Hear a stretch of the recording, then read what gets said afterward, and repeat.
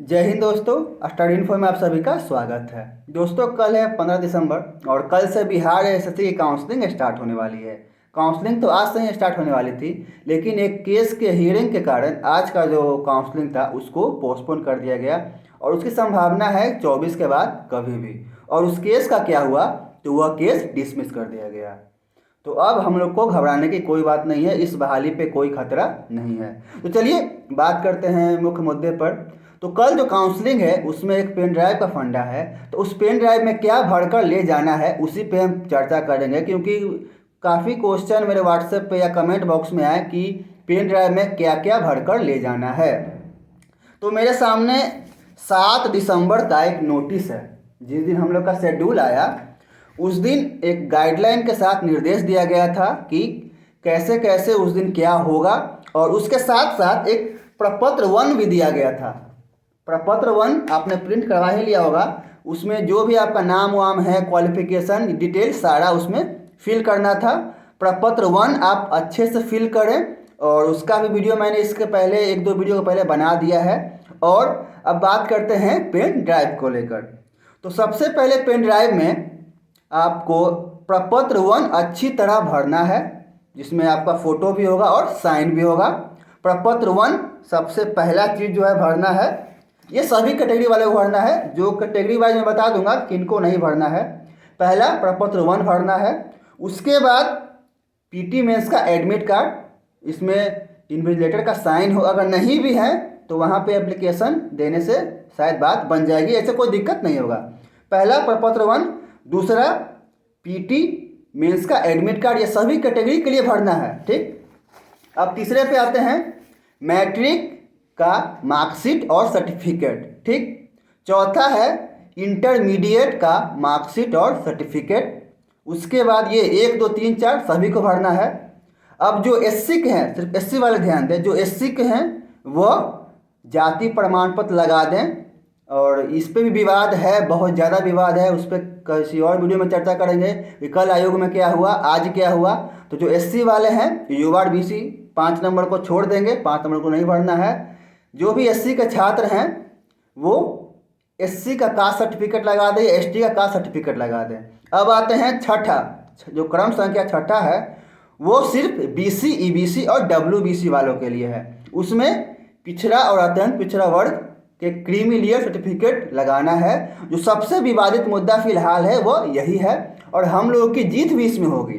और बहुत लोगों के पास एनसीएल नहीं है, तो जिनके पास नहीं है उनके पास तो एक ही ऑप्शन है कि नया वाला ही लगाना पड़ेगा, तो वह नया वाला ही पेन ड्राइव में सेव करें। ऐसे भी कल क्या होगा पता चल ही जाएगा, और कल हम लोग की जीत निश्चित है, मतलब आयोग को एक्सेप्ट करना ही पड़ेगा। और जिनके पास 14 से पहले का सेंट्रल है तो वो सेंट्रल ही लेकर जाएं, क्योंकि सेंट्रल भी बिहार में लागू होनी चाहिए। मैं कंफर्म तो नहीं बोलूँगा, लेकिन अगर आपके पास सेंट्रल का है तो आप सेंट्रल ही लेकर जाएं। ये हो गया, ये मैंने बता दिया एससी का 5 और बीसी, ईबीसी, डब्ल्यूबीसी का 6। अब आते हैं 7 नंबर। तो जो विकलांग हैं अपना विकलांगता का प्रमाण पत्र दें, ठीक। 8 नंबर में क्या है, अस्थाई आवासीय प्रमाण पत्र। तो जो भी BC, EBC, WBC, SC, ST विकलांग के छात्र हैं वह आवासीय प्रमाण पत्र लगा लें, जो क्रम संख्या कितने में है, 8 में है। और आवासीय जो युवा हैं वो आवासीय लगा लेंगे तो ज़्यादा सही होगा। मुझे लगता है कि युवा वाले को भी आवासीय देना है, ताकि आप पता चले कि आप किस जिले के रहने वाले हैं। उसके बाद आते हैं 9 नंबर, भूतपूर्व सैनिक। अगर जो भी भूतपूर्व सैनिक हो वो भूतपूर्व सैनिक का प्रमाण पत्र दें। उसके बाद टाइपिंग, अगर आप टाइपिंग पास हैं और आपके पास सर्टिफिकेट है तो 10 नंबर क्रम संख्या भी आप अपने पेन ड्राइव में सेव कर लें। जो टाइपिंग फेल है वो फालतू का टाइपिंग देने से कोई फ़ायदा है नहीं। 11 में है शॉर्ट हैंड प्रमाण पत्र, जो शॉर्ट हैंड पास हैं तो दे। मैं तो ये भी देख रहा हूँ जो शॉर्ट हैंड फेल हैं वो भी दे रहे हैं, मतलब क्या फ़ायदा, कोई फ़ायदा नहीं है। 12 पे है कंप्यूटर दक्षता, एमएस ऑफिस, एमएस वर्ड या एमएस एक्सेल। अगर आपके पास ये हैं, ये सभी कैटेगरी वालों के लिए मैं बोल रहा हूँ, अगर आपके पास है तो दीजिए, नहीं है तो नहीं दीजिए, क्योंकि पंचायत सचिव पोस्ट नॉन टाइपिंग है, मैं अभी भी बोल रहा हूँ। और जो फर्जी से बना रहे हैं वो अपने रिस्क पर बनवा रहे हैं, अगर कुछ दिक्कत होगी तो वो खुद भुगतेंगे। उसके बाद 13 पे है डीसीए, अगर आपने डीसीए यस किया है तो दे दें, अगर आपने नो किया है, अगर आपके पास है तो वो भी आप पेन ड्राइव में सेव कर लें। ठीक। 14 में है भारतीय पुनर्वास परिषद मान्यता प्राप्त संस्थान से डिप्लोमा। अगर आप डिप्लोमा किए हुए हैं जो इसमें क्राइटेरिया है उसके हिसाब से, तो उसका भी लगा दें। 15 में है ITI। अगर आपने मान्यता प्राप्त संस्था से ITI किया है तो वो लगा दें। ठीक। उसके बाद विदेशी भाषा का ज्ञान अगर आपके पास है 16 नंबर में, तो वो लगा दें। तो इसे यहाँ से मैं बता दूँ 1 से जो 8 तक है वह जरूरी है। अगर कमी आप छोड़ेंगे तो आपको रिजेक्ट कर दिया जाएगा। रहा बात 9, 10, 11, 12, 13, 14, 15, 16, यह इसमें अगर आपके पास कुछ नहीं भी है तो कोई भी घबराने की बात नहीं है। अब आते हैं 17 में क्या है, फोटोयुक्त पहचान पत्र।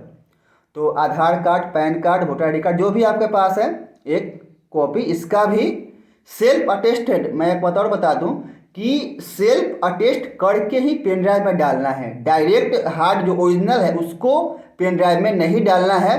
चाहे वो मैट्रिक का प्रमाण पत्र हो, इंटर का हो, DCA हो, MS ऑफिस हो या आधार कार्ड हो, सबको खुद से साइन करके डेट देकर, डेट भी देना है, बहुत लोग डेट छोड़ दे रहे हैं, डेट के साथ उसको पेन ड्राइव में रोल नंबर के नाम से एक फाइल बनाकर सेव कर लें। ठीक। और इसके बाद 18 में वही है कि क्रम संख्या 1 से 17 तक जो भी अंकित प्रमाण पत्र आप पे लागू हो उसको आप पेन ड्राइव में सेव कर लें। इसके अलावा आपको कुछ भी सेव नहीं करना है।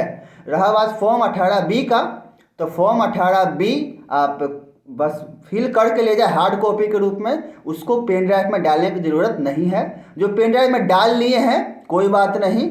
और ये तो रहा पेन ड्राइव का बात। उसके साथ साथ जितने भी आप ये डॉक्यूमेंट पेन ड्राइव में डाल रहे हैं उसका 3 कॉपी सेल्फ अटेस्ट करके ले जाएं। चाहे प्रपत्र 1 हो या मैट्रिक का हो, इंटर का हो, आधार कार्ड हो, MS ऑफिस हो, DCA हो, जो भी हो, 3 हार्ड कॉपी ले जाएं। हो सकता है कि 3 जगह वहाँ पे आपसे मांगा जाए।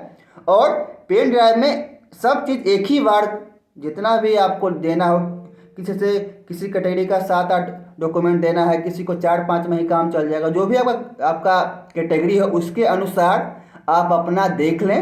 तो चलिए इस वीडियो में इतना ही, कल तक के लिए यही, और फिर मिले किसी और वीडियो में। और कल मैं हो सके तो AN कॉलेज भी जाऊंगा, तो कमेंट कभी ज़रूर करें कि क्या मुझे कल जाना चाहिए। और जो भी लोग नए हैं सब्सक्राइब ज़रूर करें, क्योंकि मैं बहुत जल्द 1000 के करीब पहुंचने वाला हूं। इससे पहले भी मेरा चैनल था जो किसी कारणवश उसको मैं लॉगिन नहीं कर पा रहा हूं। तो सपोर्ट अगर आप करेंगे तो मैं कंटिन्यू वीडियो बनाऊंगा। चलिए दोस्तों इस वीडियो में इतना ही, तब तक के लिए धन्यवाद। जय हिंद, गुड नाइट।